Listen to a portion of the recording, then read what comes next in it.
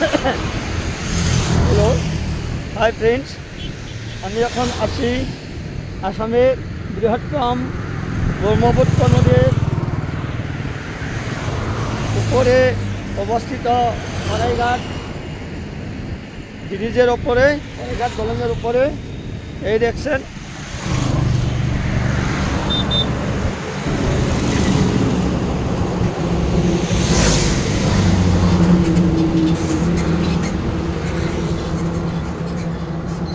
এই সরাইঘাট ব্রিজটা হইল আসামের উত্তর পূব অঞ্চলে দুয়ারমুখ গুয়াহাটিতে অবস্থিত।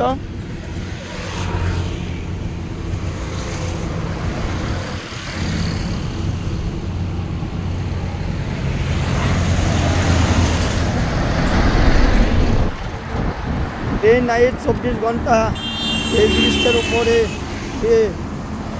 যানবাহন, গাড়ি মোটর, নিচে রেলগাড়ি, সমস্ত লোকগুলো এই ব্রিজের উপরে আহা যাওয়া করে।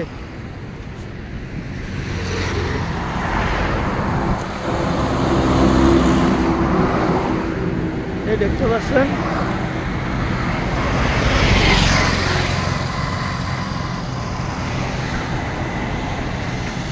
এটা হলো আসামের অন্যতম